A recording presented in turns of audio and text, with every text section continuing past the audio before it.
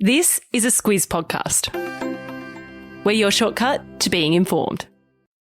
Squiz Kids! It's your daily news fix. Fun, free, fresh.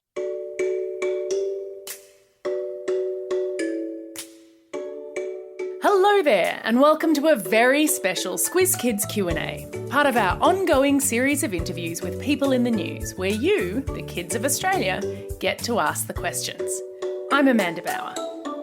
If you're like me and millions of other people all over Australia, you've been twiddling your thumbs a bit since the Tokyo Summer Olympics ended. You've been eager for some more international sporting action to get underway. Well, good news. The Paralympic Games open on August 24. And here at Squiz Kids, we're delighted that three-time goalball Paralympian Tyan Taylor has agreed to take the Squiz Kids Q&A hot seat just before she jets off to Japan. Tyan, welcome to Squiz Kids.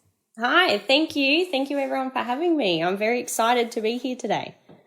And we're excited to have you. And we had lots of Squiz Kids send in questions for you. We wish we could have asked you them all, but we've got a great selection. Are you ready to jump right in? I certainly am. I'm looking forward to these questions. So this first question, we had lots of kids ask and we picked Joe to record it for us. Hi, Tyan. This is Joe from Sydney, and I'm 6 years old. I'm wondering, what is goalball? Oh, so this is my favourite question. The game of goalball is played by people who have a vision impairment, and we play with a ball that weighs 1.25 kilos and has bells inside.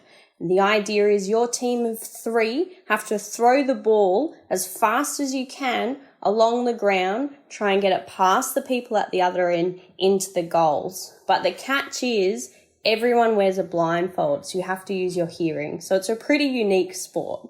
It's almost as if Pippa was listening to that answer and then had a follow-up question. Take it away, Pippa. Hi, Tyan. My name is Pippa. I'm 8 years old and I'm from Melbourne. My question is, how do you know where the other players are and where the goals are? You definitely have to rely on your teammates. So we do a lot of communicating, so a lot of talking to each other, letting our players know when we have the ball, or if we're going to pass the ball to our teammates, we will say their name first so they know it's coming. And the goals that we have are 1.5 meters tall. So when we go to throw the ball, we actually use our backs, and we use our backs against the goalpost and across the crossbar, so we know which way we're facing.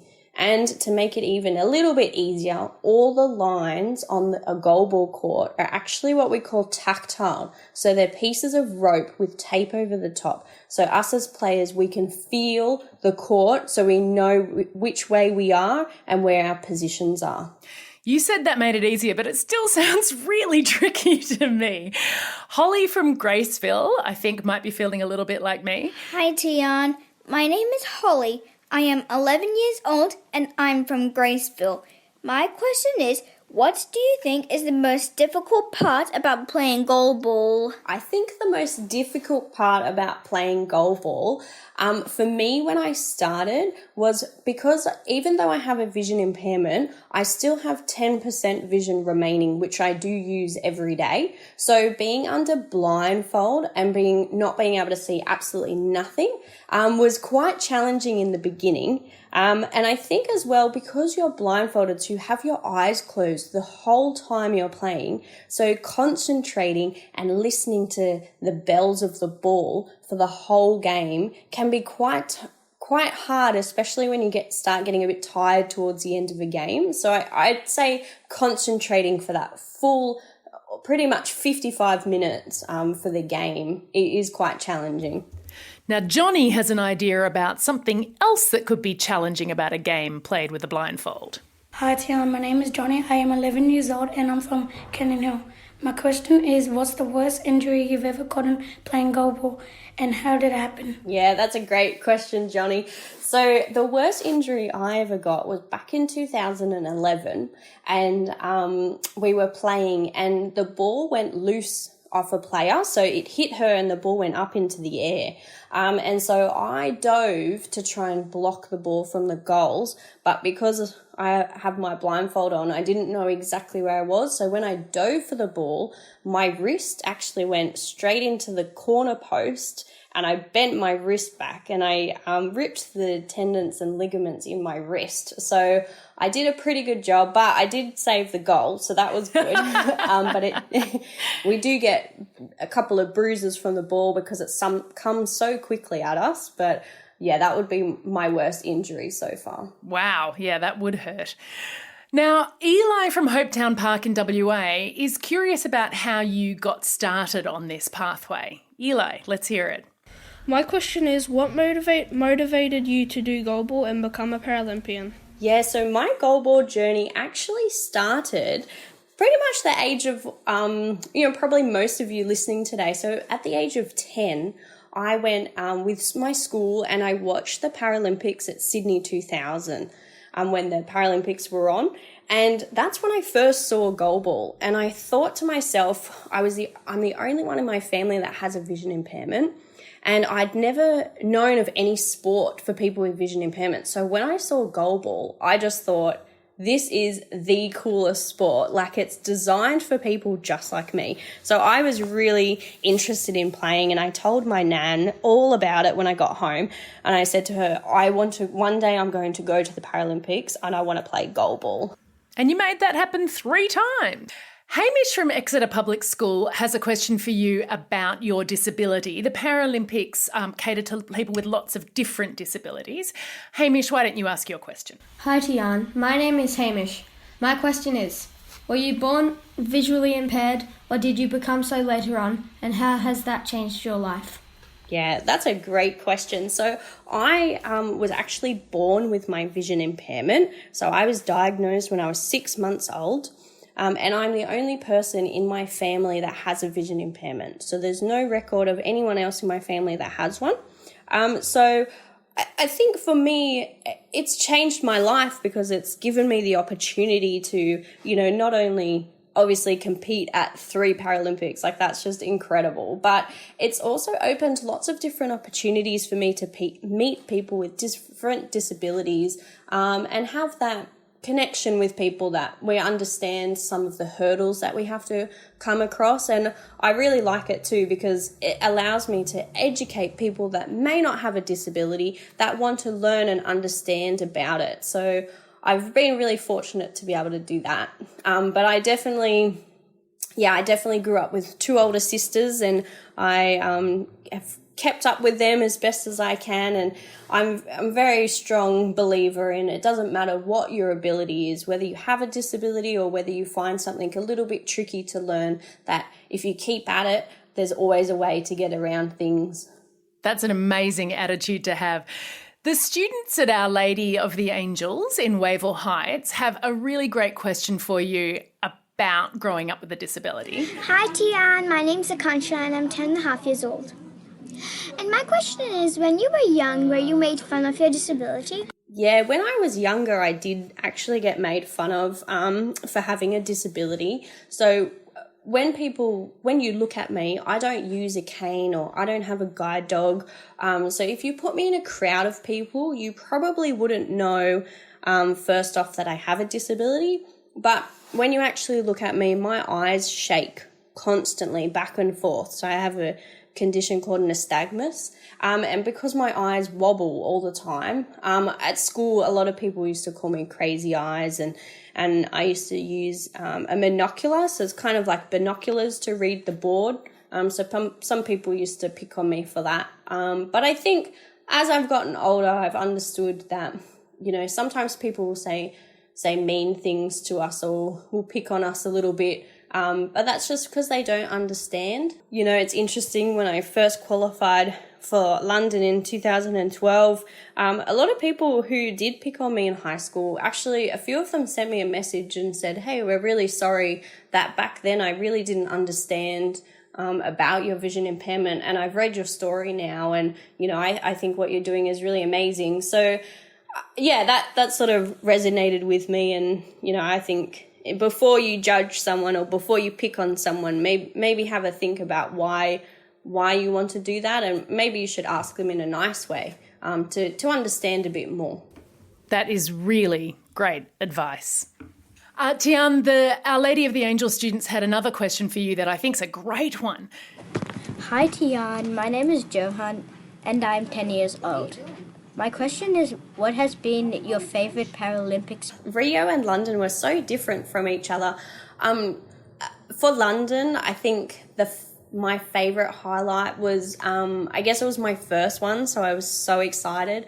And we got to walk out in the opening ceremony, which was really absolutely amazing. So walking out with the Australian team to a stadium absolutely packed full of people and everyone cheering for you was definitely an experience I hadn't had before. So that was really cool. And I went around, my coach walked me around the stadium and I had a little koala and I picked a little girl out of the crowd and got her down and I handed her the koala and that was a really cool, exciting thing. So a little girl in the UK now has a little koala from Australia. So that was really cool. I bet she reminded you a little bit of you when you went to see the Paralympics back in Sydney when you were a kid. Yeah, she definitely did. Is there a certain Paralympian who comes to mind who you think is just the best Australia's ever had or the best the world's ever seen? Kurt Fearnley, I think, is absolutely incredible. He's retired now, but he did the marathon when he competed, and he also, so he's in a wheelchair, and he also did the Kokoda Trail on his hands. So whoa. I thought, yeah, so he crawled the whole thing, and I think that was just absolutely incredible to read his story. So if you get a chance, I would really recommend everyone look up Kurt Fearnley and just his story of how he crawled the Kokoda Trail. Not only is he an amazing Paralympian, but to do that as well, that was very exciting to see. I will definitely put a link into our episode notes about Kurt. Now, Cordelia in Canberra has a question about these upcoming games, and I'm sure it's one that lots of athletes have been thinking about and dealing with. Hi, Tyan. My name is Cordelia. I'm 11 years old and I'm from Canberra. My question is, how did you feel when you found out the Paralympics would be delayed by a year due to the pandemic? It was a bit of a roller coaster of emotions. First, I was in a lot of shock because I have been training, for the past 4 years for this event. I think I was a bit sad as well, but I also, after a couple of days, I also then got excited. I got excited because they didn't say that they were cancelled and we weren't able to go. And I got excited because it gave me and my team 12 more months to train and to improve even better. So now I'm even more excited to see what each and every Paralympian has to show. And we've seen at the Olympics that just were on that, even though there has been a delay by a year, there were still some really, really incredible moments. So I'm really excited to see what the Paralympics have in store for everyone. Absolutely. Have the lockdowns impacted your preparation and training? All our team members are all on the east coast of Australia. So we have a few in Queensland, couple of us in New South Wales and one in Victoria with our coach. So for us to get together as a group, for a while there it was quite difficult with all the borders closing. So it's been interesting to play a team sport but have to train individually quite a lot. So at the moment I had to relocate, so I'm not in Sydney at the moment, and I've had to go into a bubble with some of my teammates, and we've been training and staying at home so then we can go to what we call our staging camp in another state. So it has been a bit tricky because we can't get to the gym because of lockdown, so we've had to make up and improvise some things and do a home gym as best as we can. And we've been very grateful for online learning and online gym workouts and all those things that everyone's discovering in lockdown. But it has been a little bit challenging. So I'm really excited to get back with my team next week and and get over to Tokyo. Now, Tyan, I know that's all you have time for today because you need to do that. You need to pack your bag and get to Tokyo. We are really excited to see you on our TVs wearing the green and gold, and we hope that you'll be able to pack a little extra gold to bring home with you. It's been a real privilege talking to you today. Thank you so much for taking the Squiz Kids hot seat. No worries. Thank you guys so much. And thank you, each and every one of you, for sending in some awesome questions. I love it. And I really hope one day I can come back on with you guys and have another Q&A. We'd love to have you. Now, will you do the honours? So now get out there and have the most excellent day. Over and out. Squiz Kids is proudly supported by the Judith Neilson Institute for Journalism and Ideas.